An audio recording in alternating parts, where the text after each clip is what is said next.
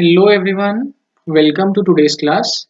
आज की क्लास में हम आपके जो टॉपिक्स कवर करने वाले हैं वो आपका हो जाएगा। एक तो मेडिटेरेनियन टाइप ऑफ क्लाइमेट, उसके बाद हम देखेंगे स्टेपी टाइप, उसके बाद चाइना टाइप एंड लास्टली हम देखेंगे आज आपका western margin British type climate. आपको ध्यान होगा कल की क्लास में हमने कवर किया था आपका एक तो ये जो hot wet equatorial type climate था, उसके बाद हमने देखा था आपका हॉट डेजर्ट टाइप क्लाइमेट, उसके बाद सुदान टाइप एंड लास्टली हमने कल देखा था आपका मॉनसून फॉरेस्ट क्लाइमेट। तो यहाँ पर मॉनसून टाइप क्लाइमेट, तो यहाँ पर आज हम कंटिन्यू करेंगे आपका वार्म टेम्परेट जोन से। वार्म टेम्परेट जोन में पहले हम 3 वार्म टेम्परेट जोन के क्लाइमेट्स करेंगे आज। उसके बाद हम एक क्लाइमेट टाइप हम जो देखेंगे वो है आपका कूल टेम्परेट जोन में western margin British type climate. तो आपको ध्यान होगा इस चार्ट का, कल मैं आपको बता रहा था कि ये जो चार्ट है मैंने अरेंज किया है आपका लैटिट्यूड वाइज किस तरह से क्लाइमेटिक जोन्स या क्लाइमेटिक टाइप्स आपको दिखेंगे डिस्ट्रीब्यूटेड। तो इसमें मैंने आपको बताया था कि ये जो है आपका जैसे यहाँ पर आपका इक्वेटोरियल जोन हो गया, तो यहाँ पर एक ही टाइप ऑफ क्लाइमेट आपको through out the equatorial zone देखने को मिलेगा। लेकिन हॉट जोन में अगर हम बात करें तो हॉट जोन में आपको 3 क्लाइमेट टाइप दिख रहे थे, जैसे एक हॉट डेजर्ट हो गया, उसके बाद सुदान टाइप हमने कल डिस्कस किया था एंड मानसून टाइप भी डिस्कस किया था। तो ऐसे में ये अरेंज्ड है आपका लैटिट्यूड वाइज। तो आपको जो चीज ध्यान रखनी है वो यहाँ पर ना मैंने एक कलर स्कीम यूज करी है। कलर स्कीम जिसमें कि आपका ये जो ऑरेंजिश कलर जो है ये वो क्लाइमेटिक जोन्स डिनोट कर रहा है जहां पर कि बहुत ही कम रेनफॉल होती है एंड वो साल भर में किसी भी टाइम पे हो जाती है, no fixed period of rainfall. तो इसमें जैसे आपको देखने को मिलेगा कि 2 क्लाइमेट टाइप्स में ये यूज किया गया है, एक तो आपका आर्कटिक और पोलर टाइप में एंड सेकंड जो है आपका हॉट डेजर्ट टाइप में। तो यहाँ पर आपका जो रेनफॉल होती है वो काफी कम होगी एंड किसी भी टाइम पे थ्रू आउट द ईयर वो हो सकती है। उसके बाद जो दूसरा मैंने कलर यूज किया है वो है आपका green colour. Green colour denote करता है कि साल भर में थ्रू आउट द ईयर जो है आपको बारिश देखने को मिलेगी, रेनफॉल देखने को मिल जाएगी। अगर मैं बात करूं कि किन एरियाज में ये मिलेगा, तो एक तो है आपका western margin British type climate में, उसके बाद ईस्टर्न मार्जिन लॉरेंशियल टाइप क्लाइमेट में, उसके बाद नीचे अगर हम वार्म टेम्परेट जोन में देखें तो चाइना टाइप क्लाइमेट जो है वहां पर आपको देखने को मिल जाएगा एंड लास्टली आपका इक्वेटोरियल क्लाइमेट जो है वहां पर भी आपको देखने को मिलेगा कि थ्रू आउट द ईयर आपकी रेनफॉल जो है होती है। उसके बाद एक जो प्रोमिनेंट एरिया है जहां पर काफी डिफरेंट टाइप का रेनफॉल आपको देखने को मिलेगा वो है आपका मेडिटेरेनियन टाइप, क्योंकि यहाँ पर जो आपका रेनफॉल हो रही होती है वो कब होती है, वो आपका विंटर्स के टाइम पे हो रही होती है। तो ये जो येलो कलर है ये वो क्लाइमेटिक जोन दिखा रहा है यहाँ पर, जो कि आपका यहाँ पर विंटर्स में बारिश आपको देखने को मिल रही होगी। तो ये एक ही जगह पे ऐसा मिलता है, only in Mediterranean type of climate. आज हम इसे डिटेल में भी देखेंगे एंड जो फाइनल एक कलर स्कीम मैंने, ये जो पिंकिश सा कलर है इस कलर से मैंने दिखाया है जहां पर आपका समर रेनफॉल आपको देखने को मिल रही होती है। तो 4 जगहों पर ऐसे समर रेनफॉल आपको देखने को मिलती है। एक है आपका central continent Siberian type climate में, दूसरा है आपका स्टेपी टाइप क्लाइमेट में, तीसरा हो जाएगा आपका सुदान टाइप ऑफ क्लाइमेट में एंड चौथा है आपका मानसूनल टाइप ऑफ क्लाइमेट में।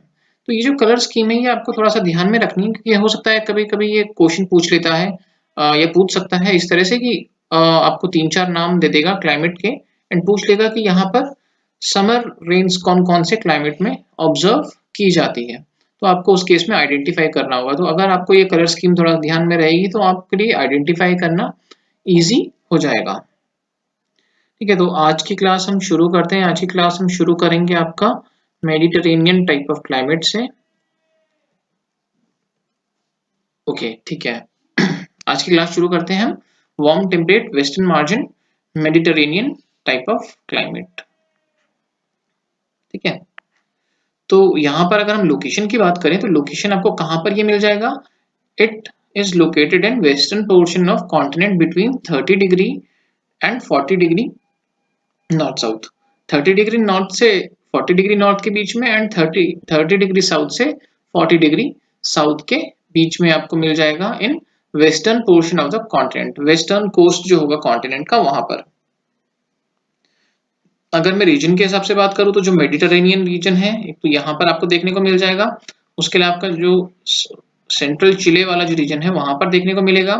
उसके अलावा कैलिफोर्निया आपका मिल जाएगा। उसके अलावा south western tip of Africa में देखने को मिलेगा, प्लस सदर्न ऑस्ट्रेलिया में देखने को मिल जाएगा, प्लस साउथ वेस्ट ऑस्ट्रेलिया में। अगर मैं आपको मैप में सेम चीज दिखा दूं तो ये वाला रीजन हो गया। देखिए यहाँ पर क्या है, ये आपका हो गया मेडिटरेनियन रीजन, ये आपका हो गया कैलिफोर्निया वाला रीजन यूएसए में, ये आपका हो जाएगा चिले जो हम बात कर रहे थे। उसके बाद यहाँ पर आपका south west Australia and southern Australia, तो ये सब रीजन्स हैं। इवन यहाँ पर आपका अफ्रीका का जो साउथ पोर्शन है, साउथ वेस्ट पोर्शन है, यहाँ पर south western tip of Africa जैसे ये जो है थोड़ा सा यहाँ पर आपको देखने को मिल जाता है। तो इन 5 जगहों पर आपको देखने को मिल रहा है। ठीक है, तो देख लेते हैं इसमें क्लाइमेट किस तरह का होगा। क्लाइमेट जो है dry warm summers with offshore trades. यहाँ पर जो समर्स होते हैं वो यूजुअली कैसे होते हैं आपके, ड्राई एंड वार्म होंगे। टेम्परेचर बहुत ज़्यादा हाई नहीं लेकिन वार्म सा टेम्परेचर होगा, लेकिन सिग्निफिकेंट फीचर क्या है, ड्राई होगा। ऐसा कम देखने को मिलता है क्योंकि ज़्यादातर क्लाइमेट जोन्स में या क्लाइमेटिक टाइप्स में क्या होता है कि आपका जो रेनफॉल हो रही होती है वो समर्स में हो रही होती है। Summers are usually wet, but Mediterranean के केस में आपका समर्स आर ड्राई। एंड वो ड्राई क्यों होती है मैं आपको पहले भी बता चुका हूँ, क्योंकि देखिए मेडिटेरेनियन एक बार दोबारा से हम देख लेते हैं। सपोज ये कहीं पे मेडिटेरेनियन रीजन है। Mediterranean region lies mostly between आपका 30 degree north to 40 degree north. अब अगर मैं नॉर्मल सर्कमस्टांसेस की बात करूं तो उस कंडीशन में आपका यहाँ पर कैसा होता है, यहाँ पर आपका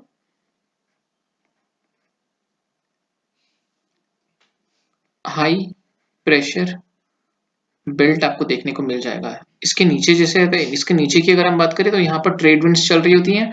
ट्रेड विंड्स के डायरेक्शन की अगर मैं बात करूँ तो इस तरह से कुछ कुछ ट्रेड विंड्स आपको देखने को मिल जाएगी।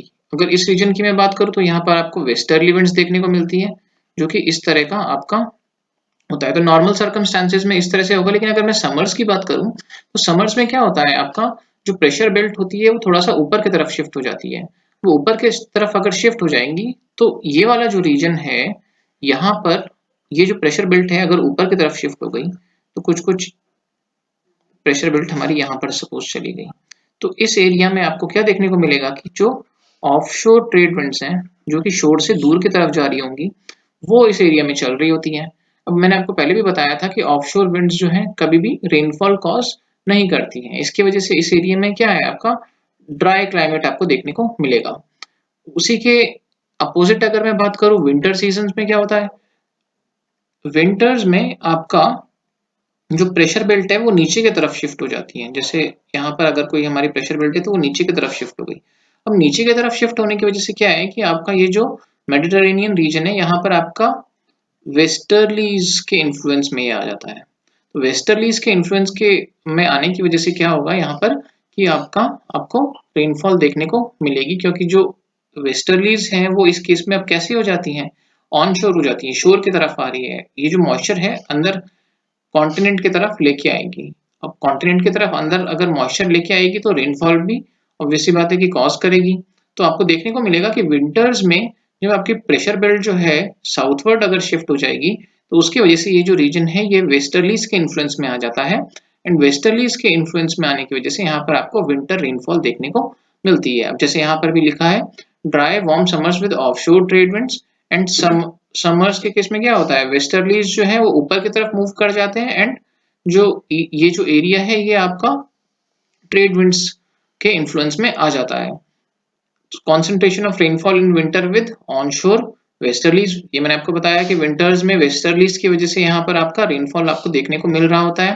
अगर हम बात करें यहाँ पर कि bright sunny weather with hot dry summers and wet and mild winters आपको देखने को मिलता है, तो इसकी वजह से ये एक अट्रैक्टिव टूरिस्ट डेस्टिनेशन भी बन जाता है। क्योंकि ब्राइट वेदर होगा, ब्राइट सनी वेदर होता है एंड काफी लंबे टाइम तक आपको डे लाइट जो है वो मिल रही होती है। तो इस इन एरियाज में आपको देखने को मिलेगा कि ये पूरा का पूरा जो मेडिटेरेनियन बेल्ट है यहाँ पर आपका अट्रैक्टिव टूरिस्ट डेस्टिनेशन भी बन जाता है। Temperatures are not very extreme and annual temperature range is less. अब ये जो एनुअल टेम्परेचर रेंज है ये कम हो जाती है। कम आपका इसलिए हो जाती है क्योंकि कहीं ना कहीं मैरीटाइम इन्फ्लुएंस आपको देखने को मिल रहा होता है, क्योंकि ये जो है वेस्टर्न कोस्ट वाला जो रीजन है, तो वेस्टर्न कोस्ट वाला रीजन होगा तो ऑब्वियस सी बात है कि ये ओशन के पास होने की वजह से यहाँ पर आपको एक मॉडरेटिंग इफेक्ट देखने को मिलेगा। तो सर्दियों में बहुत ज्यादा ठंडा नहीं होगा, गर्मियों में बहुत ज्यादा गर्म नहीं होगा। उसके अलावा वार्म टेम्परेट जोन में पड़ता है तो उसकी वजह से भी कहीं ना कहीं एक उतना ज्यादा कोल्ड वेदर आपको यहाँ पर नहीं देखने को मिलेगा। ठीक है, तो prominence of local winds around Mediterranean sea, यहाँ पर जो मेडिटेरेनियन सी है यहाँ पर आपका कई सारे लोकल विंड्स जो है आपको चलती हुई मिल जाएंगी। एंड वो जो लोकल विंड्स है उनको चलने के पीछे जो रीजन है वो ये है कि आपका अटलांटिक ओशन में आपके कई सारे साइक्लोन्स एंड एंटी साइक्लोन्स जो हैं डेवलप हो रहे होते हैं। तो वो जब इस एरिया में आते हैं तो कई वहाँ के रिलीफ फीचर्स की वजह से, फॉर एग्जांपल कोई माउंटेन रेंज है उसके वजह से ये ना फनल आउट हो जाते हैं, या मतलब मैं कहूँ कि चैनलाइज्ड हो जाते हैं। तो चैनलाइज होने की वजह से क्या है कि एक छोटे से एरिया में कॉन्सेंट्रेट हो जाएंगे। अब छोटे से एरिया में कॉन्सेंट्रेट होने की वजह से ये लोकल विंड्स को ओरिजिनेट करेंगे। ठीक है, लोकल विंड्स इसकी वजह से ओरिजिनेट हो जाएंगी आपका because of channelling of cyclones and anti cyclones by relief features. अगर मैं कुछ इंपॉर्टेंट विंड्स की बात करूं तो एक आपको दिख जाएगा सिरोको एंड दूसरा आपको दिख जाएगा मिस्ट्रल। तो सिरोको जो है ये एक आप बोल सकते हैं हॉट ड्राई डस्टी विंड है जो कि ओरिजिनेट होती है आपकी सहारा डेजर्ट में। सहारा डेजर्ट की अगर मैं बात करूं तो अगर आप मैप में देखें तो सहारा डेजर्ट जो है आपका यहाँ पे अगर मैं बात करूं तो ये वाला जो रीजन है, ये वाला जो रीजन है यहाँ पर आपका सहारा डेजर्ट आपको देखने को मिल जाएगा। तो यहाँ से ये इस डायरेक्शन में विंड मेडिटेरेनियन की तरफ आपका चलती हैं। आपका हॉट विंड्स होती हैं क्योंकि इंटीरियर से आ रही होती हैं, गर्म एरिया से आ रही होती हैं, तो हॉट ड्राई डस्टी होंगी। ठीक है, तो सहारा में इसका ओरिजिनेशन होता है एंड यूजुअली आपको देखने को मिलेगा कि स्प्रिंग के टाइम पे ये सिरोको विंड्स चलती मिल जाएंगी। दूसरा जो मैं आपको बता रहा था मिस्ट्रल विंड, तो मिस्ट्रल है ये है आपका cold wind from northern side, जो आपका यहाँ से अगर मैं बात करूँ तो ये कुछ कुछ इस एरिया से आपका आएंगी एंड मेडिटेरेनियन रीजन को इफेक्ट करती है, यहाँ पर चलती हैं। अब ये ऊपर ठंडे इलाकों से आ रही है तो विंड कैसी हो जाएगी आपकी, ठंडी हो जाएगी, कोल्ड विंड्स होती हैं। ठीक है, टेम्परेचर इन विंड्स का जो टेम्परेचर होता है at times it's below freezing point, 0 degree Celsius से कम हो जाता है। तो इसकी वजह से एक चिलिंग इफेक्ट इन विंड्स की वजह से आपको देखने को मिलता है जिन एरियाज में ये क्रॉस होंगी। ठीक है, अगर मैं नेचुरल वेजिटेशन की बात करूं तो देखिए यहाँ पर क्या होता है कि जो समर्स हैं these are very harsh. Harsh क्यों होती हैं, क्योंकि no rainfall is observe during summer season. अब हार्श होंगी तो इस हार्श वेदर को झेलने के लिए यहाँ पर आपके जो प्लांट्स हैं उनमें अडेप्शन आपको देखने को मिलेगा। Plants are adapted to rhythmic cycle of rain and hot dry periods. तो ये जो प्लांट्स हैं आपको कौन से प्लांट्स देखने को मिलेंगे, जीरोफाइटिक प्लांट्स, जीरोफाइटिक प्लांट्स देखने को मिलेंगे। एंड अगर मैं बात करूं आपका किस टाइप के प्लांट्स आपको देखने को मिलते हैं, तो एक तो आपको मिल जाएगा मेडिटेरेनियन एवरग्रीन फॉरेस्ट देखने को मिल जाएगा। यहाँ पर आपको देखने को मिलेगा कि जो ट्रीज हैं, एक तो कॉक ओक्स आपको काफी प्रोमिनेंटली देखने को मिल जाएगा, ये आपका स्पेन एंड पोर्टुगल में स्पेशली देखने को मिल जाएगा। उसके अलावा अगर मैं बात करूं ऑस्ट्रेलिया में, तो ऑस्ट्रेलिया में आपको यूकेलिप्टस देखने को मिल जाएगा। And apart from it California की अगर हम बात करें तो कैलिफोर्निया में आपको रेडवुड जो है देखने को मिल जाता है। उसके अलावा अगर मैं थोड़ा सा हाईलैंड्स की बात करूं, इन एरियाज में जो हाईलैंड्स होंगे तो वहां पर आपको क्या देखने को मिलेगा कि there are evergreen coniferous forests या ट्रीज। तो एवरग्रीन कॉनिफरस ट्रीज की अगर मैं बात करूं तो यहाँ पर आपको पाइन्स दिख जाएगा, फर्स दिख जाएंगे, सेदार, साइप्रेसेस। ठीक है, कूलर हाईलैंड्स में ये देखने को मिलते हैं। उसके अलावा अगर मैं श्रब्स एंड बुशेस की बात करूँ तो कई सारे फ्लावरिंग प्लांट्स आपको देखने को मिल जाएंगे, जैसे लेवेंडर हो गया, लॉरेल हो गया, रोजमेरी हो गया। तो ये सारे फ्लावरिंग प्लांट्स या श्रब्स की अगर मैं बात करूँ तो देखने को इस एरिया में मिल जाएंगे। अच्छा, एक बात करते हैं ग्रासेस की कि क्या इन एरियाज में ग्रासेस हो रहे होते हैं। ग्रासेस आपको यूजुअली देखने को नहीं मिलेंगे, अगर देखने को मिलेंगे भी तो बहुत अच्छी क्वालिटी का ग्रास आपको देखने को नहीं मिलता है, क्योंकि जो क्लाइमेट है वो सूट नहीं करता है ग्रासेस को। अब ग्रासेस को क्लाइमेट इसलिए सूट नहीं कर रहा होता है क्योंकि देखिए, आपका रेनफॉल जो है हो रही होती है कब, विंटर्स में। लेकिन जो ग्रास का ग्रोथ है वो विंटर्स में ठंडे वेदर की वजह से उतना ज्यादा नहीं हो पाता है, in spite of rainfall. And अगर मैं ड्राई सीजन की बात करूँ तो ड्राई सीजन में ग्रोथ जो है वो तो हो पानी पॉसिबल होती है, लेकिन आपका रेनफॉल नहीं होती है उस टाइम पे, तो आपका इसलिए ग्रोथ नहीं हो पाती है। तो जो ना ही विंटर सुटेबल रहते हैं आपके ग्रास के लिए, ना ही आपका समर सूटेबल होते हैं ग्रास के ग्रोथ के लिए, क्योंकि ग्रास को दोनों ही चीजें चाहिए, उसको एक वार्म सा क्लाइमेट भी चाहिए ग्रोथ के लिए, एज वेल एज उसे रेनफॉल भी चाहिए। तो ये दोनों साथ में नहीं होती हैं, इसकी वजह से यहाँ पर आपको ज्यादा ग्रास देखने को नहीं मिलेगा। इसके वजह से आपको देखने को मिलेगा कि कैटल रेयरिंग जो है बहुत ज्यादा इम्पोर्टेंट डोमेन नहीं है इस एरिया में। एंड इवन आपको देखने को मिलेगा कि ये जो एरिया है it is net dairy importer, dairy products जो है इनको इंपोर्ट करने होते हैं, क्योंकि कैटल रेयरिंग का उतना ज्यादा काम यहाँ पर नहीं आपको देखने को मिलता है। ठीक है, इकोनॉमिक डेवलपमेंट की अगर हम बात करें तो इकोनॉमिक डेवलपमेंट में आपका ऑर्चर्ड फार्मिंग आपको देखने को मिल जाएगी इन एरियाज में। प्रोमिनेंट एक फीचर है ऑर्चर्ड फार्मिंग का। सिट्रस फ्रूट्स आपको कई सारे देखने को मिल जाएंगे, जैसे ऑरेंजेस हो गया, लेमन्स हो गया, लाइम्स हो गया, ग्रेप्स स्पेशली आपको देखने को मिल जाएगा। काफी अच्छा क्वालिटी का ग्रेप्स आपको यहाँ पर देखने को मिल जाता है। इवन ऑरेंजेस काफी अच्छी क्वालिटी के आपको यहाँ पर देखने को मिलते हैं। एंड अगर हम बात करें कि कितना इसका शेयर है आपका एक्सपोर्ट में, वर्ल्ड एक्सपोर्ट में, तो 70% आपको वर्ल्ड एक्सपोर्ट में इसका शेयर दिख जाएगा ऑफ सिट्रस फ्रूट्स।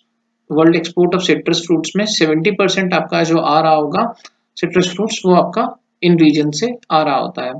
अगर ऑरेंज की मैं वैरायटीज की बात करूं तो सनकिस्ट जैसे आपको दिख जाता है कैलिफोर्निया में, सेवेल आपको दिख जाएगा स्पेन में, जफा आपको मिल जाएगा इसराइल में। ठीक है, तो ये प्रोमिनेंट ऑरेंजेस की वैरायटी है, इसमें सनकिस्ट जो है सबसे अच्छा माना जाता है। अच्छा, ये वेराइटीज जो हैं मैंने यहाँ पर मेंशन कर दी हैं, ऑल तो बहुत ज़्यादा इम्पोर्टेंट नहीं होती है, बट कई बार ये पूछ भी लेता है। जैसे लास्ट टाइम यूपी पीसीएस में इसने कुछ फलों की वेराइटी जो है वो पूछ ली थी। जैसे उसने ऑरेंज पूछ ली, ऑरेंज का कुछ वेराइटी दिया था, गुआवा का दिया था आई गेस, उसके अलावा ग्रेप्स का दिया था। तो उस केस में आइडेंटिफाई करने के लिए अगर आपको थोड़ा थोड़ा ये नाम इनके पता हो तो आइडेंटिफाई करना इजी हो जाएगा आपके लिए एग्जाम में। तो यूपीएससी मुझे नहीं लगता है कि पूछेगा, लेकिन हाँ स्टेट पीसीएस में भी कभी इनकी वेराइटीज पूछ ले। अच्छा, उसके अलावा अगर हम बात करें आपका और क्या क्या चीजें यहाँ पर होती हैं, तो ऑलिव्स काफी होते हैं। ऑलिव्स, ऑलिव कल्टीवेशन एक प्रोमिनेंट फीचर है। ऑलिव ट्री की अगर हम बात करें तो tree is hard as well as long rooted. अब लॉन्ग रूटेड होना क्यों जरूरी है, ताकि ये आपका समर्स को सस्टेन कर सके। सेम चीज हार्डनेस के केस में कि अगर जो बार्क है वो हार्ड होगा तो आपका समर्स में सस्टेन करना रिलेटिवली इजी होगा। उसके अलावा आपको देखने को मिलेगा इन एरियाज में आपका नट कल्टीवेशन आपको काफी देखने को मिल जाएगा।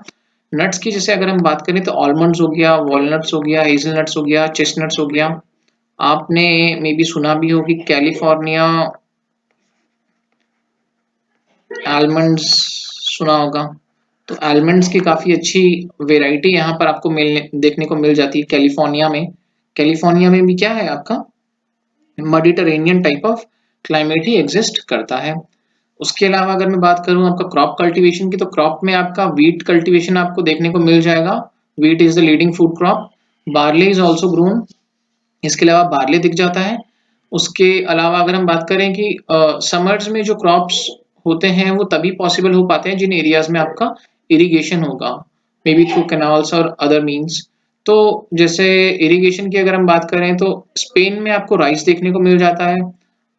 इवन जो राइस है अगर आपका इटली एंड कैलिफोर्निया में भी आपको देखने को मिल जाएगा, लेकिन वो उन्हीं रीजन्स में आपको देखने को मिलेगा जहां पर कि प्रॉपर इरिगेशनल सेटअप होगा। ठीक है, कुछ एरियाज में अगर हम बात करें तो ट्रांसह्यूमेंस भी प्रैक्टिस होता है। ट्रांसह्यूमेंस इसीलिए प्रैक्टिस होता है क्योंकि मैं आपको बता रहा था कि ग्रास जो है वो नहीं हो पाता है। तो जो लोग हैं जो ट्रांसह्यूमेंस प्रैक्टिस कर रहे होते हैं तो वो क्या करते हैं कि आपका समर्स में चले जाते हैं ऊपर हाइट्स में, ताकि वहां पर आपका अ, जो ग्रास है वो मिल पाए, या ऐसे एरियाज में चले जाएंगे जहां पर कि ग्रास जो है मिल पाए। तो ट्रांसह्यूमेंस आपको देखने को मिल जाएगा इन एरियाज में। उसके अलावा वाइन प्रोडक्शन की अगर हम बात करें तो मेजर वाइन प्रोडक्शन सेंटर है वर्ल्ड का। यहाँ पर आपका वाइन्स के लिए अगर हम बात करें तो वाइन तभी आपकी अच्छी बनती है जैसे ग्रेप्स का जब उसमें यूज हो रहा होता है। ग्रेप्स का यूज करके जो वाइन बनती है वो काफी हाई क्वालिटी की होती है। एंड ग्रेप प्रोडक्शन की अगर मैं बात करूँ तो यहाँ पर ग्रेप प्रोडक्शन काफी ज्यादा हो रहा होता है। एंड वो जो ग्रेप प्रोडक्शन हो रहा होता है उसमें से भी 85% जो है आपका it is used for making finest of the wines. अगर मैं ट्रेड की बात करूं ग्रेप्स की तो आपका काफी कम आपको ट्रेड देखने को मिलेगा फ्रेश ग्रेप्स का। लेकिन ये लोग क्या करते हैं कि जो इंफीरियर ग्रेप्स होते हैं उनको उनको ये प्रिजर्व कर देते हैं एंड उनको ड्राई करके आपका ड्राइड ग्रेप्स के फॉर्म में स्टोर करते हैं एंड देन दे एक्सपोर्टेड। तो ये जो ड्राइड ग्रेप्स है या जो हम यहाँ पर किशमिश जिसे बोलते हैं तो वो भी इस रीजन में काफी मतलब प्रोड्यूस हो रहा होता है of inferior quality grapes. And उसको वो लोग एक्सपोर्ट कर रहे होते हैं काफी। तो देखिए फ्रेश ग्रेप्स का एक्सपोर्ट नहीं होता है, जो एक्सपोर्ट आपका ज्यादातर हो रहा होगा वो किसका हो रहा होगा आपका ऑफ ड्राइड ग्रेप्स। अच्छा, ड्राइड ग्रेप्स की वेराइटीज की अगर मैं बात करूं तो करंट्स इसे लेवांत रीजन में जो होता है तो वहां पे जो ग्रेप्स हो रहे होते हैं तो वहां पर आपको करंट से बोल देते हैं। उसके अलावा कैलिफोर्निया रीजन में जो ग्रेप्स हो रहे होंगे तो उससे जो ड्राइड ग्रेप्स बन रहे हैं वो आपका रीजन्स कहलाते हैं। एंड उसके अलावा सुल्ताना जो है आपका एशिया माइनर में जो हो रहा होगा आपका ग्रेप्स प्रोडक्शन, उससे जो ड्राइड ग्रेप्स होंगे उसको आप बोल देते हैं सुल्ताना। तो सुल्ताना जहां तक मुझे ध्यान है कि जो मैं आपको बोल रहा था कि यूपीपीसीएस में क्वेश्चन पूछा गया था तो उसमें एक वैरायटी शायद सुल्ताना की भी थी कि सुल्ताना इनमें से कौन से टाइप का फ्रूट है, फ्रूट का वेराइटी है। तो वहां पर ऑरेंजेस था, ग्रेप्स था, गुआवा था। तो उस तरह से आपको अगर जैसे ये नाम पता हो तो मे बी थोड़ा सा इजी हो जाता है आपके लिए आइडेंटिफाई करना उस केस में। ठीक है, तो ये हमने देखा अभी तक आपका मेडिटेरेनियन टाइप ऑफ क्लाइमेट, जो कि आप warm temperate western margin climate भी जिसे बोल रहे होते हैं क्योंकि ये वार्म टेम्परेट रीजन में मिलता है। वार्म टेम्परेट रीजन के वेस्टर्न मार्जिन में मिल रहा होता है। अगर मैं लोकल नेम की बात करूं तो मेडिटेरेनियन रीजन की वजह से इसका नाम जो है मेडिटेरेनियन क्लाइमेट पड़ा है। अब हम अपने क्लाइमेटिक टाइप्स में नेक्स्ट क्लाइमेट टाइप में आ जाते हैं। नेक्स्ट क्लाइमेटिक टाइप जो है आपका ये है आपका वेस्टर्न कॉन्टिनेंटल स्टेपी टाइप। अब अगर मैं लोकेशन की बात करूं तो लोकेशन आपको मिल जाएगी in interiors of the continent in lower warm temperate zone. Continent के इंटीरियर में मिलते हैं लेकिन कहां पर, जो वार्म टेम्परेट जोन है। तो देखिए कहां पर आपको देखने को मिल जाएगा, नॉर्थ अमेरिका में प्रेरीज, साउथ अमेरिका में पैम्पास, यूरोप में इसे बोल देते हैं स्टेपीज, अफ्रीका में बोल देते हैं हाई वेल्ड्स, एंड ऑस्ट्रेलिया में अगर मैं बात करूं तो डाउन्स आपको देखने को मिल जाएगा। अच्छा देखिए, हमने कल भी एक ग्रासलैंड जो है पढ़ा था, ट्रॉपिकल ग्रासलैंड हमने देखा था, सवाना वाला जो रीजन था। तो उसको आपने थोड़ा सा ध्यान में रखना है कि उसको कंपेयर आप करते हुए चलना कि किस तरह से डिफरेंट है ये वाला रीजन वहां से। लोकेशन में आपको एक बार दिखा देता हूँ। लोकेशन आपको यहाँ पर देखने को मिल जाएगी कि ये जो यूरोपियन रीजन था, या अगर एशिया की अगर मैं बात करूँ तो ये वाला रीजन जो है आपको यूरोप एंड एशिया में, यूरेशिया का ये वाला रीजन जो है स्टेपीज में आ जाएगा। उसके अलावा अगर मैं नॉर्थ अमेरिका की बात करूँ तो ये प्रेरीज वाला रीजन आपको देखने को मिल जाएगा। इसके बाद आपका साउथ अमेरिका में अगर हम चले जाएं तो पैम्पास आपको देखने को मिल रहा होगा। उसके अलावा ये वेल्ड्स आपको देखने को मिल जाएगा। एंड ऑस्ट्रेलिया की अगर मैं बात करूं तो यहाँ पर डाउन्स आपको देखने को मिल रहा है। तो अलग अलग कॉन्टिनेंट में अलग अलग नाम से बुलाया जाता है, लेकिन है क्या है, ये बेसिकली आपका टेम्परेट ग्रासलैंड्स वाला रीजन है। एंड आपको देखने को मिलेगा कि ये इंटीरियर ऑफ द कॉन्टिनेंट में ही आपको मोस्टली देखने को मिलेंगे। अगर मैं सिर्फ साउथ अमेरिका एंड आपका अफ्रीका को छोड़ दूं तो अब उस केस में क्योंकि टेपरिंग शेप है तो टेपरिंग शेप की वजह से ज्यादा इसको बचता नहीं है कि ये अंदर कॉन्टिनेंट जो आपका वाटर बॉडी है उससे दूर एग्जिस्ट करे। इस केस में आपको यहीं पर ये देखने को मिल जाएगा ऑन ईस्टर्न कोस्ट। ठीक है, तो देखते हैं इसके फीचर्स क्या है। फीचर्स की अगर हम बात करें तो क्लाइमेट जो है इसका, climate is continental type of climate with extreme climate. Extreme climate मैंने बताया था आपको, जो एरियाज वाटर बॉडी से दूर होते हैं तो वहां पर आपका कॉन्टिनेंट के अंदर कॉन्टिनेंटैलिटी इफेक्ट आपको मैंने बताया था। वहां पर क्या होता है, एक्सट्रीम क्लाइमेट होता है कि गर्मियों में ज्यादा गर्म एंड सर्दियों में ज्यादा ठंडा। इन नॉर्दर्न हेमिस्फीयर अगर हम बात करें तो summers are warm and winters are very cold due to continentality. Rainfall की अगर मैं बात करूँ तो रेनफॉल इज लाइट, बहुत ज्यादा रेनफॉल नहीं होती है, लाइट रेनफॉल। एंड जो रेनफॉल होती है वो मेनली आपके समर सीजन में हो रही होती है। एंड समर सीजन्स में रेनफॉल ज्यादा होगी एज कम्पेयर टू आपके विंटर्स के। विंटर्स में क्योंकि आपका वेस्टर्ली जो विंटर्स में इवन जो रेनफॉल हो रही होती है वो वेस्टर्ली डिप्रेशन की वजह से हो रही होती है। अब वेस्टर्ली डिप्रेशन की जैसे मैं बात करूं, ये आपका कॉन्टिनेंट हो गया है। अब विंटर्स में मैंने आपको बताया था कि वेस्टर्लीज जो है वो इस एरिया को इम्पैक्ट करेंगे। वेस्टर्लीज इम्पैक्ट करेंगे तो होता क्या है कि वेस्टर्लीज जो अपना मैक्सिमम मॉइस्चर है यहाँ पे शेड कर देते हैं। शेड अगर ये कर जाएंगे तो यहाँ तक पहुंचते पहुंचते आपका जो इंटीरियर ऑफ द कॉन्टिनेंट तक पहुंचते पहुंचते इसके पास बहुत ही कम मॉइस्चर बच जाता है। लेकिन हाँ, फिर भी थोड़ा बहुत रेनफॉल आपको देखने को मिल जाएगी। जो यहाँ पर आपके डिप्रेशन जो हैं, जो साइक्लोन्स ओरिजिनेट हो रहे होंगे वो वेस्टर्लीज अपने साथ कैरी करने की कोशिश करता है।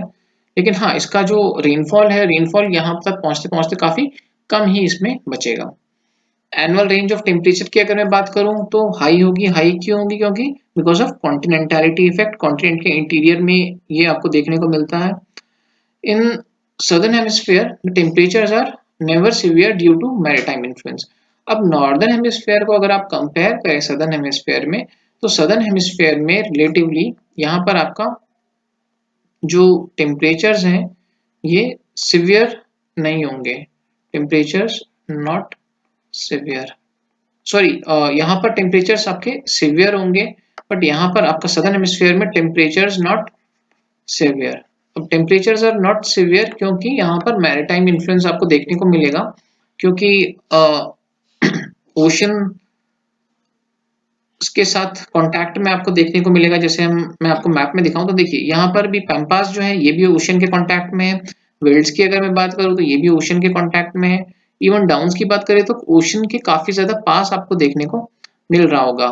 ऊपर से दूसरी चीज ये देखिए कि यहाँ पर आपका वार्म करंट्स भी आपको देखने को मिल रहे हैं। जैसे ये वार्म करंट हो गया, यहाँ पर आपका वार्म करंट हो गया, यहाँ पर वार्म करंट हो गया। तो ये जो वार्म करंट है इसकी वजह से भी आपका वार्म सा टेम्परेचर यहाँ पर देखने को मिलेगा। उतना ज्यादा कोल्डर टेम्परेचर आपको नहीं मिलेगा जितना कि आपको नॉर्दर्न हेमिस्फीयर में इन एरियाज में मिल रहा था। तो ये कहीं ना कहीं कंट्रीब्यूट कर रहा होता है आपका मॉडरेशन की तरफ। मॉडरेट क्लाइमेट आपको देखने को मिल रहा होता है इसकी वजह से। Rainfall is comparatively more due to influence of warm currents. Warm currents की वजह से इन एरियाज में रेनफॉल भी ज्यादा हो रही होती है। तो maritime influence and warm currents जो है कहीं ना कहीं आपको डिफरेंस क्रिएट कर रहे होते हैं as compare to northern hemisphere के केस में। क्योंकि देखिए नॉर्दर्न हेमिस्फीयर के केस में एक तो मैरिटाइम इन्फ्लुएंस आपको देखने को नहीं मिल रहा होता है, उसके अलावा वार्म करंट्स का इन्फ्लुएंस देखने को नहीं मिल रहा होता है। अच्छा, यहाँ पर आपको ध्यान में रखना है, एक चिनूक विंड चल रही होती है प्रेरीज में। होता क्या है कि मैं बता देता हूँ आपको। सपोज ये आपका हो गया नॉर्थ अमेरिका, यहाँ पर आपका हो गया ये रॉकीज हो गया। रॉकीज हो गया तो यहाँ पर क्या होता है कि आपका वेस्टर्ली, मैंने बताया था कि वेस्टर्ली विंड्स चलती है यहाँ पर। अब वेस्टर्ली विंड्स चलेंगी तो अब वेस्टर्लीज आती है यहाँ पर।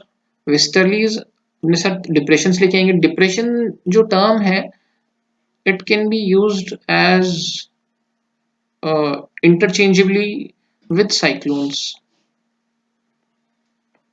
डिप्रेशन, ठीक है। तो साइक्लोन्स जो यहाँ पर फॉर्म हो रहे होते हैं तो वो अपने साथ इनको आपका वेस्टर्न कोस्ट में लेके आ रहा होता है। तो होगा क्या कि जब ये रॉकी माउंटेन से टकराता है तो ये काफी सारा मॉइस्चर जो है शेड कर जाएगा, एंड ये जो एयर है, जो एयर थी वो राइज कर जाएगी ऊपर।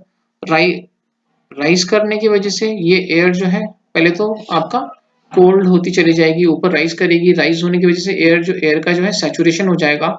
सैचुरेशन जब हो जाएगा तो ये माउंटेन्स को क्रॉस करने के बाद, सपोज ये यहाँ पर आपका मॉइस्चर शेड करते हुए राइज करी, लेकिन एक पॉइंट पे यहाँ पर आ गई तो ये जो है यहाँ पे माउंटेन टॉप तक पहुंचते पहुंचते ये जो विंड्स हैं ये आपकी ड्राई हो जाती हैं, क्योंकि मॉइस्चर अपना शेड कर चुकी होती हैं।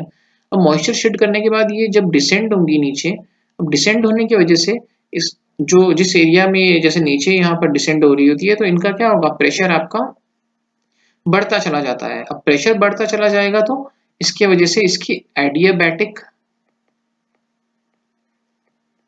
हीटिंग आपको देखने को मिलती है। एडियाबैटिक हीटिंग आप बोल सकते हैं, या एडियाबैटिक कूलिंग जो है ये आप बोल सकते हैं कि हीटिंग और cooling without actual addition of heat. अब जैसे फॉर एग्जांपल मैं आपको एक एग्जांपल से समझाता हूँ कि मैं क्या बोलना चाह रहा हूँ। आपने अगर किसी ने साइकिल में हवा भरी हो या फुटबॉल में हवा भरी हो यूजिंग अ पंप, तो सपोज ये आपका पंप हो गया,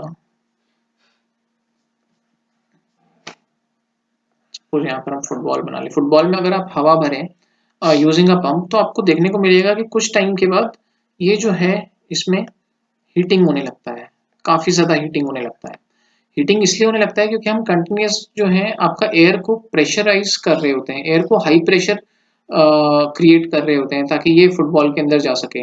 अब पंप करने पे प्रेशर ज्यादा क्रिएट हो रहा होता है, जब भी प्रेशर ज्यादा होगा तो टेम्परेचर जो है राइज करने लगता है। तो अगर मैं यहाँ पर लिख दूं high pressure leads to increase in temperature, वहीं पे अगर मैं बात करूं कि decreasing pressure leads to decreasing of temperature. तो जैसे मैं विंड्स के केस में बात कर रहा था, यहाँ पे अब ये नीचे चले जाएंगी, तो नीचे चले जाएंगी तो प्रेशर जो है इंक्रीज होता चला जाएगा, क्योंकि आपका हाइट ऑफ एयर कॉलम जो है बढ़ जाएगा नीचे जाने पे।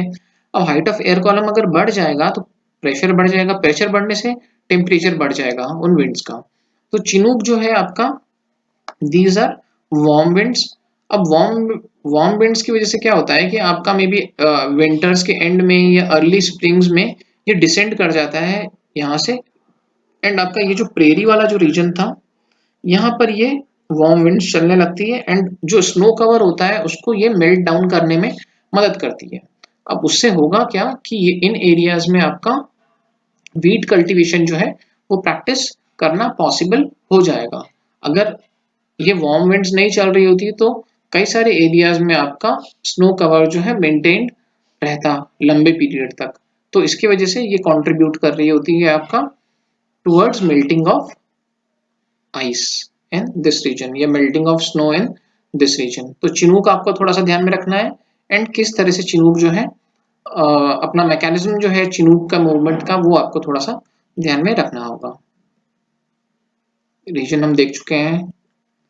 उसके बाद अगर मैं नेचुरल वेजिटेशन की बात करूं तो नेचुरल वेजिटेशन में इट इज बेसिकली प्रैक्टिकली अगर हम बात करें तो आपका ट्रीलेस एरिया आपको देखने को मिलेगा, एंड इवन जो ग्रास होती है it is much shorter than tropical savanna, क्योंकि यहाँ पर रेनफॉल जो है कम हो जाएगी, इवन टेम्परेचर जो है बहुत ज्यादा नहीं होगा, तो कहीं ना कहीं ग्रास का जो ग्रोथ है वो रिस्ट्रिक्ट हो जाता है, एंड आपको शॉर्टर ग्रास देखने को मिलती है as compare to tropical savanna के, where rainfall is moderate, grass is tall. जहां पर कि आपका रेनफॉल थोड़ा सा मॉडरेट होगा, रेनफॉल कम नहीं होगा, वहां पर जो है आपको ग्रास जो है थोड़ा सा टॉल देखने को मिल जाएगा, as well as fresh and nutritious grass आपको उस एरिया में देखने को मिलेगा जहां पे रेनफॉल जो है आपकी ठीक ठाक हो रही होगी।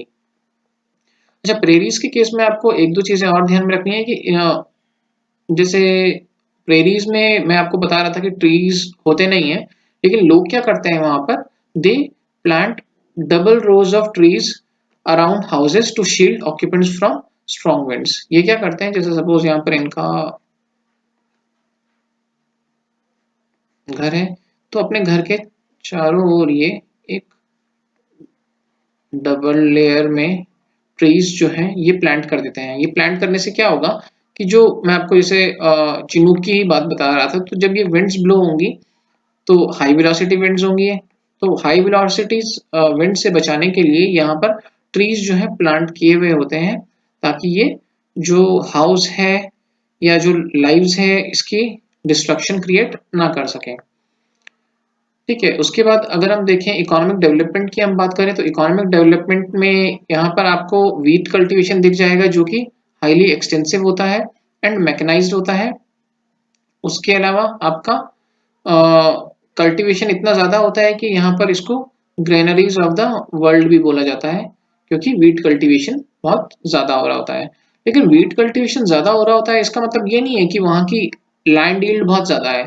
लैंड यील्ड की अगर हम बात करें तो इंटेंसिव कल्टीवेशन के कंपैरिजन में लैंड यील्ड जो है कम है उन एरियाज की। सपोज हम प्रेरीज की बात करें,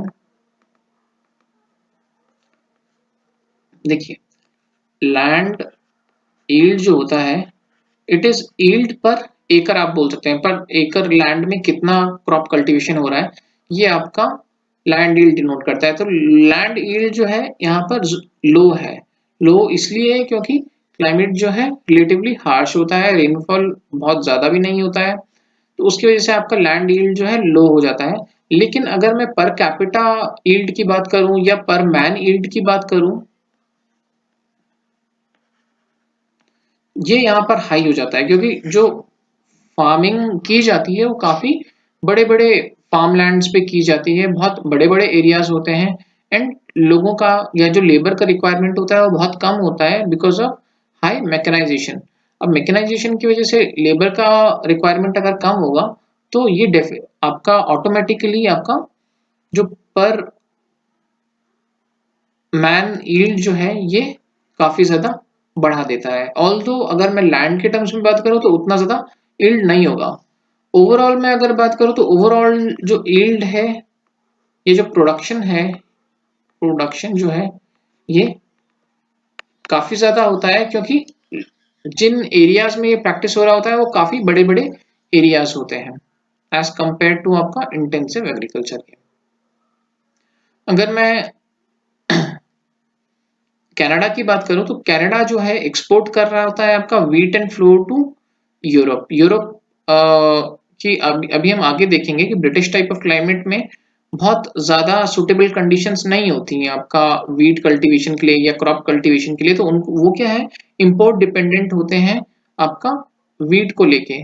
तो कनाडा जो है, कनाडा इवन बाकी जगहों से भी वहां पर जो है व्हीट इंपोर्ट किया जाता है, तो कनाडा काफी बड़ा एक्सपोर्टर बन जाता है यूरोप के लिए व्हीट का। अच्छा, अगर मैं बात करूं कि आपका वीट का, तो वीट के केस में आपका यहाँ पर अब जो है कोल्ड रेजिस्टेंट वेराइटीज यूज होने लगी हैं। अब वो कोल्ड रेजिस्टेंट वेराइटीज यूज होने की वजह से इवन हायर लैटिट्यूड्स में भी, अब सपोज ये कनाडा है ना, तो कनाडा का हायर जो रीजन है, ये वाला जो रीजन है, यहाँ पर भी ये प्रैक्टिस हो पाता है इंस्पाइट ऑफ सीवियर कंडीशंस, क्योंकि जो वेराइटी हम यूज कर रहे होते हैं वो आपका है कोल्ड रेजिस्टेंट वेराइटी। उसके बाद अगर हम पास्टोरल फार्मिंग की बात करें तो यहाँ पर आपका कई सारे रैंचेस आपको देखने को मिल जाते हैं, बहुत ही बड़े बड़े रैंचेस होते हैं जहाँ पर कि आपका एनिमल रेयरिंग का काम किया जा रहा होता है। एंड यहाँ पर एक न्यूट्रिशियस ग्रास आपको देखने को मिल जाएगी अल्फा अल्फा, जिसको आप लुसर्ने भी बोलते हैं। तो ये थोड़ा सा आपको नाम ध्यान रखना होता है अल्फा अल्फा का, कि एट टाइम्स पूछ सकता है कि आपका अल्फा अल्फा क्या है। तो आपको ध्यान में होना चाहिए कि एक न्यूट्रिशियस ग्रास है जो आपको मिलती है इन एरियाज में, टेम्परेट ग्रासलैंड्स में। उसके अलावा अगर मैं बात करूं कि बाकी इंडस्ट्रीज की, तो डेयरी इंडस्ट्री एक प्रोमिनेंट इंडस्ट्री है, मीट प्रोसेसिंग इंडस्ट्री काफी प्रोमिनेंट है इन एरियाज में, क्योंकि रैंचेस में जो एनिमल्स रेयर किए जाते हैं उसकी वजह से दोनों ही इंडस्ट्री में जो रॉ मटेरियल है वो सही सप्लाई हो पाता है। अच्छा, अगर मैं बात करूं पैम्पास की यानी कि साउथ अमेरिका वाले रीजन की, तो यहाँ पर विंटर्स जो है माइल्ड होते हैं बिकॉज ऑफ मैरीटाइम इन्फ्लुएंस, मैंने बताया था आपको, एंड जो रेनफॉल भी होती है वो ज्यादा इवनली डिस्ट्रीब्यूटेड होती है थ्रू आउट देयर। तो इसकी वजह से ये पैम्पास जो है these are more suited to ranching की अगर मैं बात करूं, क्योंकि जो क्लाइमेट है ये सुटेबल होता है as compare to northern hemisphere के।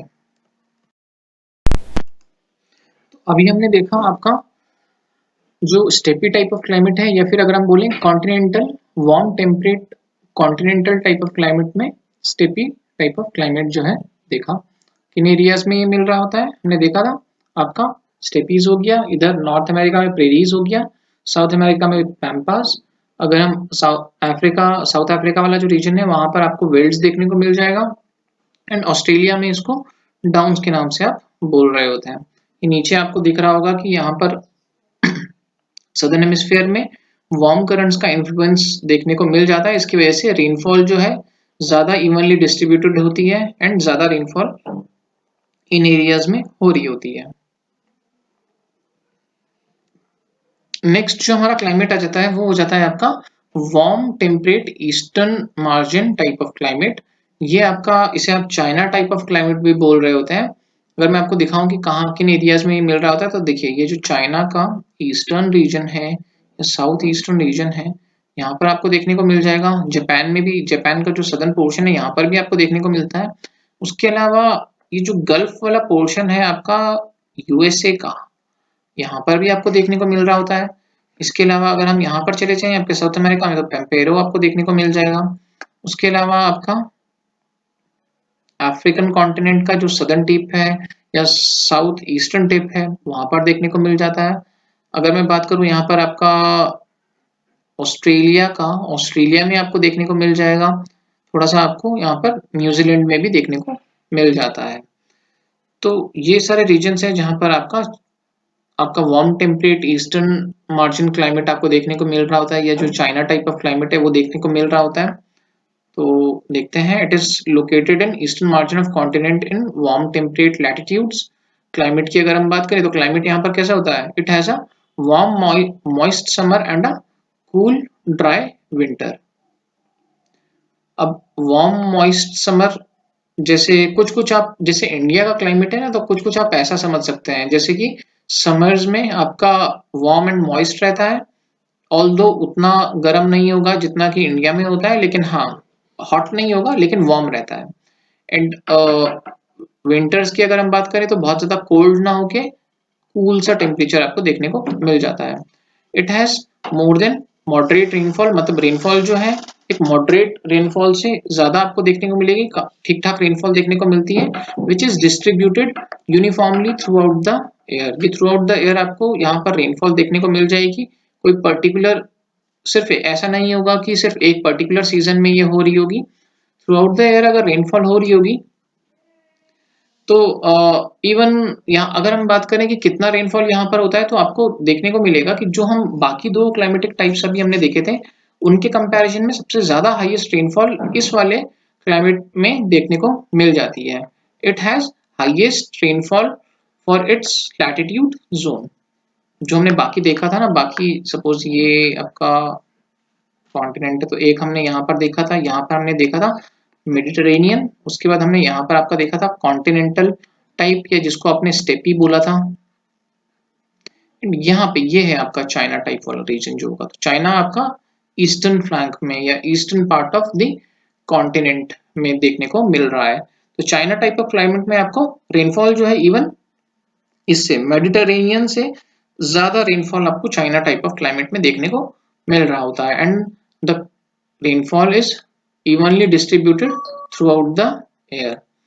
अच्छा देखिए, अगर मैं बात करूं ये इस क्लाइमेट की, तो ये क्लाइमेट जो है आप इनको ना आगे डिवाइड कर सकते हैं तीन पार्ट्स में on basis of local variations. अब वो लोकल वेरिएशंस आपके लोकल फैक्टर्स की वजह से आ रहे होते हैं, तो अलग अलग रीजन्स में अलग अलग टाइप का आपको दिख जाएगा। जैसे मैं अगर बात करूं यहाँ पर, तो एक टाइप तो आपका ये वाला हो गया, जो ये वाला जोन है।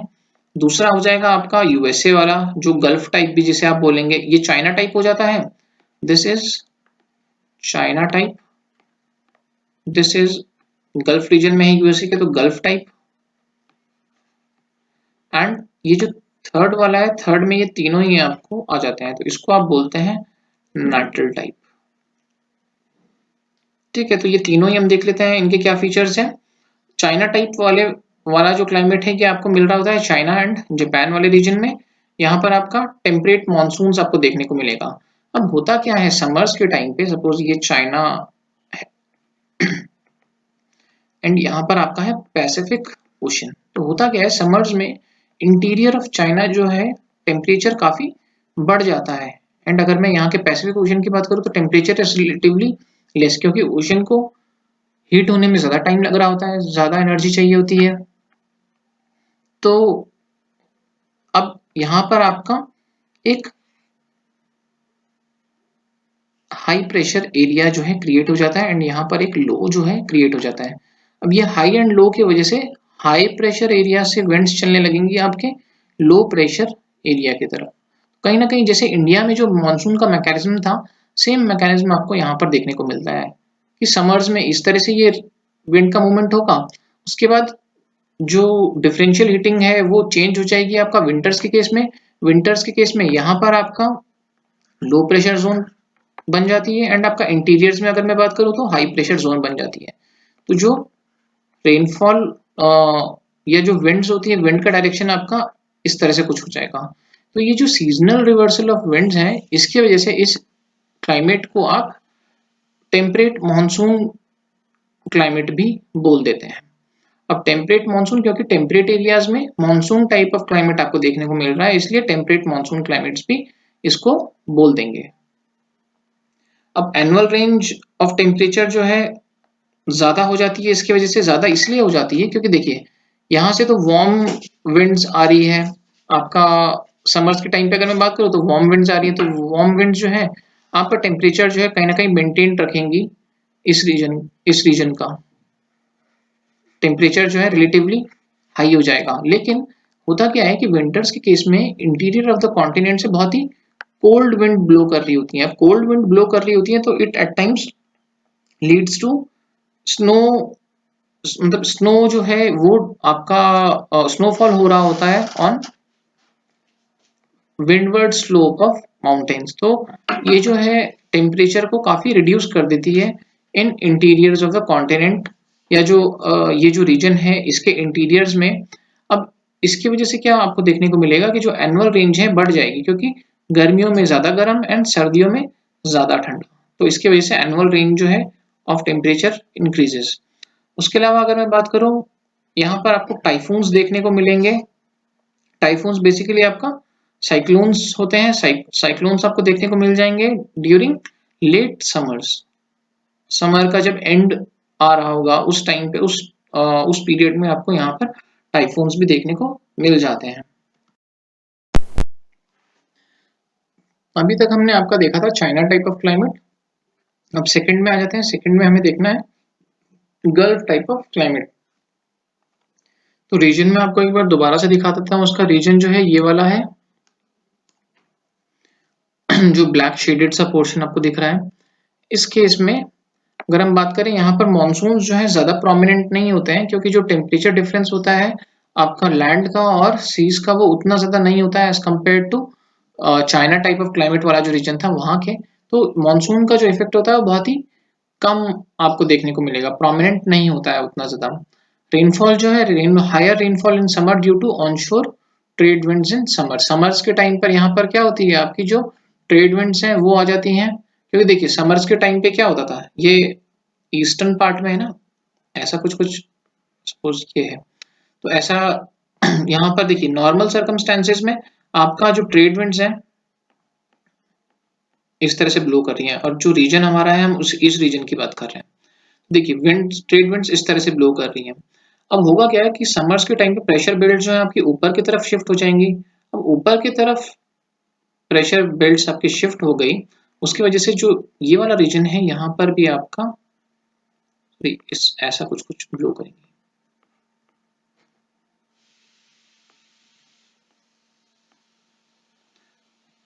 इवन जैसे इस वाले रीजन में तो ट्रेड विंड्स इस तरह से ब्लो कर रही होती है।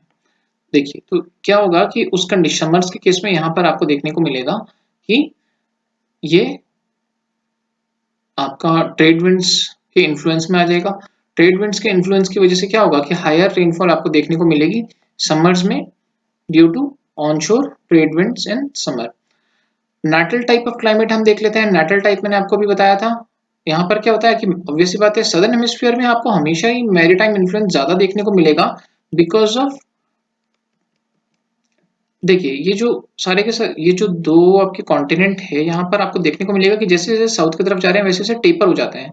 तो ये जो पूरा का पूरा एरिया है, ये पूरा का पूरा यहाँ पर आपको मैरीटाइम इन्फ्लुएंस देखने को मिलेगा, क्योंकि सी के काफी पास है एज कम्पेयर टू अगर मैं यहाँ का कोई रीजन उठाऊं तो ये सी से रिलेटिवली दूर हो जाता है। लेकिन अगर मैं सदर्न साउथ की तरफ चले जाऊं तो साउथ में क्या है आपका, सी से लगा हुआ है, ये आपका मैक्सिमम एरिया होता है। तो मैरीटाइम इन्फ्लुएंस आपको ज्यादा देखने को मिल जाता है। जैसे पेम्पिरो केस में भी हम देख रहे थे, या जो ये वाला रीजन है यहाँ पर भी मैरीटाइम इन्फ्लुएंस काफी देखने को मिलेगा, यहाँ पर भी मैरीटाइम इन्फ्लुएंस देखने को मिलेगा। तो मैरीटाइम इन्फ्लुएंस की वजह से आपका मानसून जो है वो एलिमिनेट हो जाता है, मानसून का उतना ज्यादा ऑकरेंस आपको देखने को नहीं मिलेगा, क्योंकि डिफरेंशियल हीटिंग का इम्पैक्ट उतना ज्यादा नहीं होता है। अगर मैं एनुअल रेंज की बात करूं तो आपको सिर्फ इसी टेम्परेचर या इसी क्लाइमेटिक टाइप में नहीं, आपको बाकी क्लाइमेटिक टाइप्स में भी ध्यान रखना है कि सदर्न हेमिस्फीयर में आपका जो टेम्परेचर रेंज होगी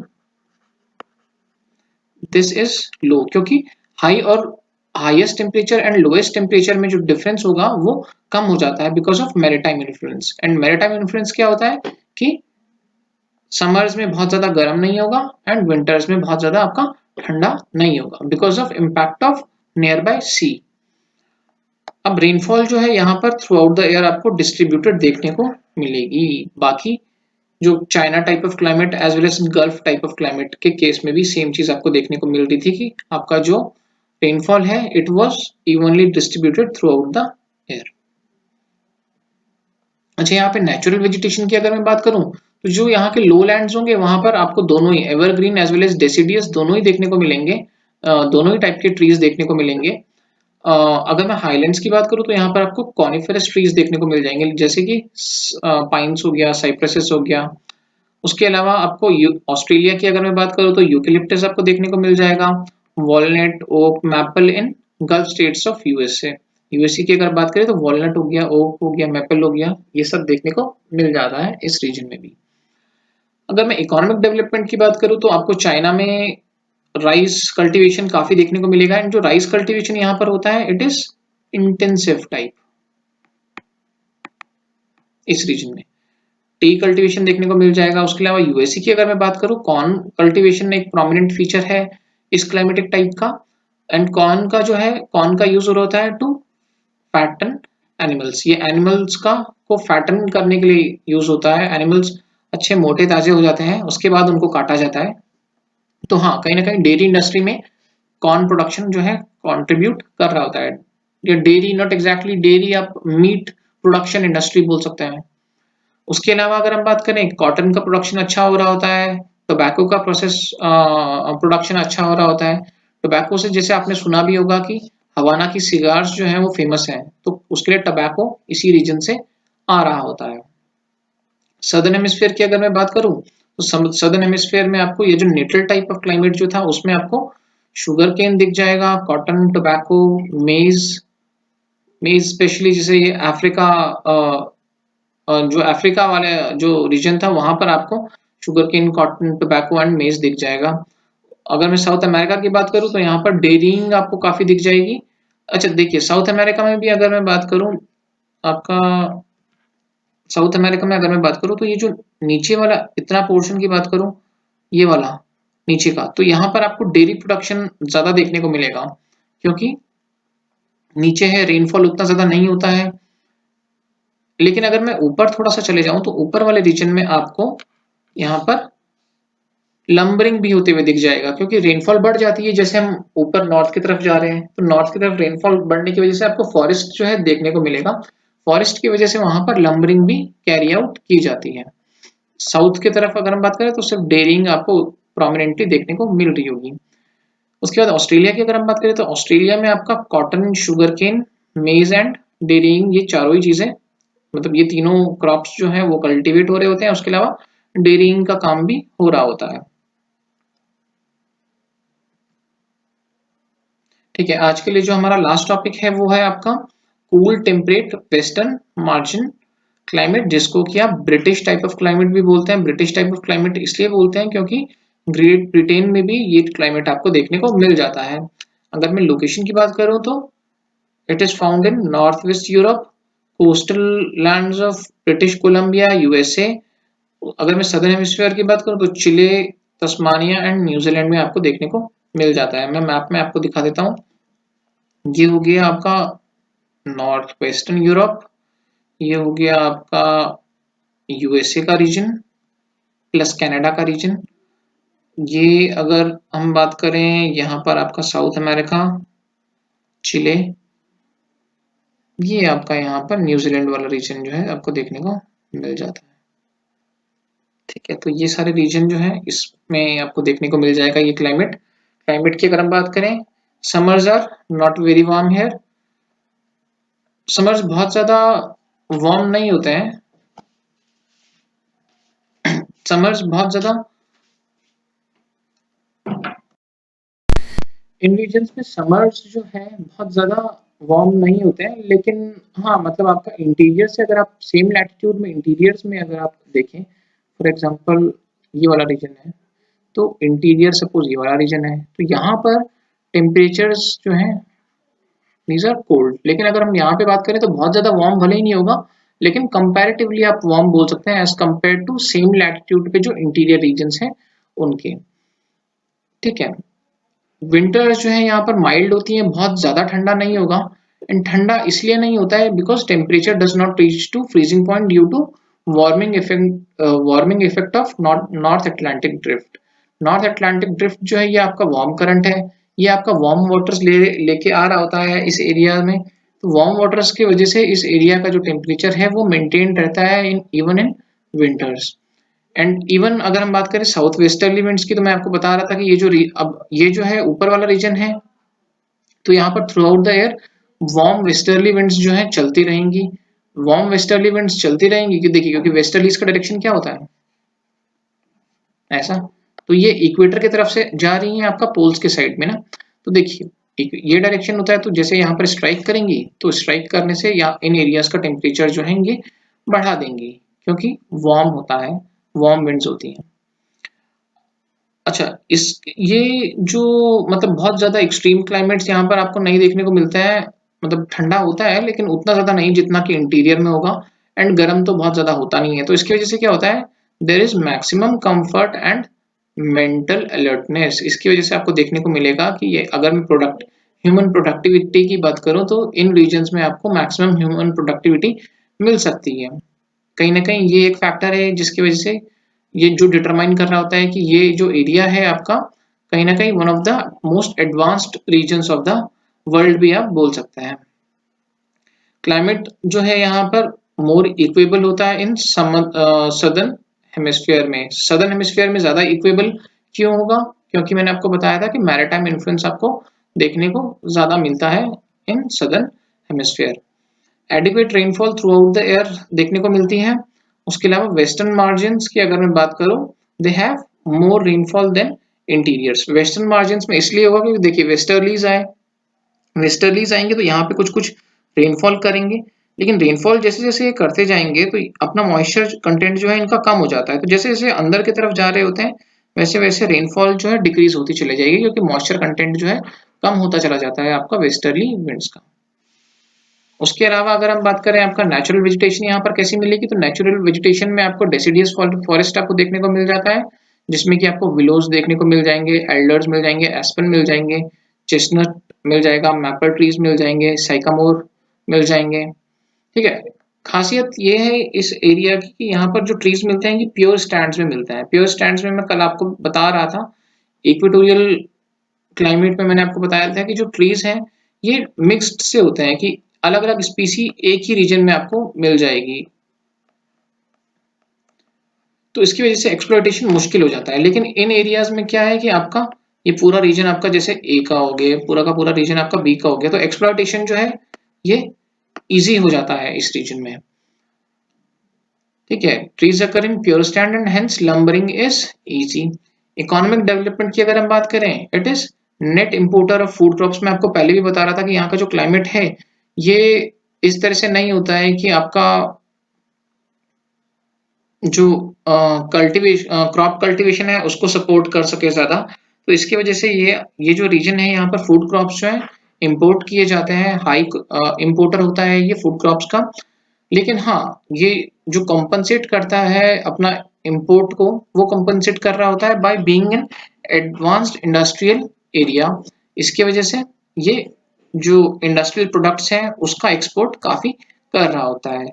उसके अलावा अगर मैं बात करूँ तो फिशिंग जो है इंपॉर्टेंट हो जाती है इस रीजन में। ब्रिटिश रीजन की अगर मैं पूरे रीजन की बात करूँ तो फिशिंग इंपॉर्टेंट है। उसके अलावा यहाँ पर आपको मार्केट गार्डनिंग भी देखने को मिलेगा। मार्केट गार्डनिंग बेसिकली समझने के लिए देखते हैं कि जो ये रीजन है, मैं आपको जो बता रहा था ब्रिटिश टाइप ऑफ क्लाइमेट वाला, यहाँ पर क्या है कि मैंने आपको बताया कि इंडस्ट्रियल रीजन काफी है, तो इंडस्ट्रियल रीजन की वजह से टाउन्स काफी होते हैं। अब टाउन्स में लोग होंगे, उनकी ज़रूरतें होंगी, उनको वेजिटेबल्स चाहिए होता होगा, उनको फ्रूट्स चाहिए होते होंगे, इस तरह के प्रोडक्ट्स उनको चाहिए होते हैं ऑन डेली बेसिस। तो उस वजह से क्या होता है कि टाउन्स के आसपास ये प्रोडक्शन सेंटर्स आपको दिख जाएंगे जहां पर कि लोग जो हैं आपका वेजिटेबल्स हो गया, फ्रूट्स हो गया, वो प्रोड्यूस कर रहे होते हैं एंड वो डेली बेसिस पे इसको सप्लाई कर रहे होते हैं इन टाउन्स। तो टाउन्स के आसपास आपको विलेजेस दिख जाएंगे कई सारे इन टाउन्स की पेरिफेरी में, ताकि इजीली जो है वो डेली बेसिस पे सप्लाई किया जा सके इन टाउन्स में। तो ये आपका हो जाता है मार्केट गार्डनिंग की gardening keeping in mind market कि आपका मार्केट में आपको बेचना है वो प्रोड्यूस। इसको ट्रक फार्मिंग भी बोला जाता है। अगर मैं यूएसए की बात करूं तो यूएसए में इसको ट्रक फार्मिंग के नाम से भी जाना जाता है। ये रीजन मैं आपको बता चुका हूं। अच्छा, मिक्स्ड फार्मिंग भी इस एरिया में आपको देखने को मिलेगी। मिक्स्ड फार्मिंग क्या हो जाता है, आप क्या करते हैं कि आपका सपोज यहाँ पर लैंड है, तो लैंड में आपका कुछ पोर्शन में आप क्रॉप्स उगा देंगे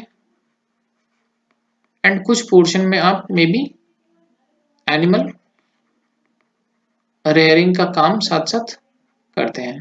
तो अब ये दोनों की वजह से क्या आपको देखने को मिलेगा कि एनिमल रेयरिंग इंडस्ट्री जो है या जो मीट प्रोडक्शन इंडस्ट्री है या जो डेयरी इंडस्ट्री है ये डेवलप्ड होती है इन एरियाज में। अगर मैं इंपॉर्टेंट क्रॉप्स की बात करूं तो wheat, barley, beans, beet sugar, potatoes आपको देखने को मिल जाएगा। उसके अलावा इंडस्ट्रीज की अगर हम बात करें तो मिल्क प्रोसेसिंग इंडस्ट्री जो है इंपॉर्टेंट है, मीट इंडस्ट्री इंपॉर्टेंट है। उसके अलावा शीप रेयरिंग इंडस्ट्री आपको देखने को मिल जाएगी इन एरियाज में। तो इसके साथ ही हमारा एंड होता है ब्रिटिश टाइप ऑफ क्लाइमेट। कल अब जो हम देखेंगे आपका इसमें 3 क्लाइमेट अभी हमारे रह गए हैं। आज हमने जो किया है, हमने आपका मेडिटेरेनियन देखा था, स्टेपी देखा, चाइना टाइप देखा एंड आपका western margin British type of climate देखा। तो अब हमारा जो रह गया है वो एक ये रह गया है, ये वाला, एंड फाइनली आपका थर्ड जो है ये वाला। तो ये तीनों क्लाइमेट टाइप्स हम कल देखेंगे। आपका काम है कि आप घर जाके अपना एनसीईआरटी रिवाइज करेंगे एंड ये जो लेक्चर है उससे कंपेयर करेंगे कि एनसीईआरटी में जो क्लासिफिकेशन दिया है वो कितने हद तक सिमिलर है इसके। ठीक है।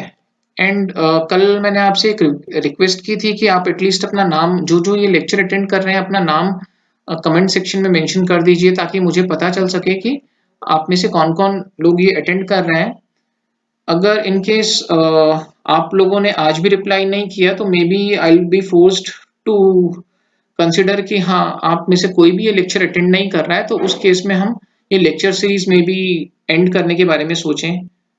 ठीक है, तो प्लीज अगर आप लोगों में से कोई भी इसे इन वीडियोस को देख रहा होता है तो प्लीज अपना नाम जो है कमेंट सेक्शन में एटलीस्ट मेंशन कर दें ताकि पता चल सके हमें कि हाँ इन वीडियोस की यूटिलिटी आप लोगों के लिए कितनी है या कितना आप लोग एक्चुअल में इसका यूज कर रहे होते हैं। Okay, thank you class.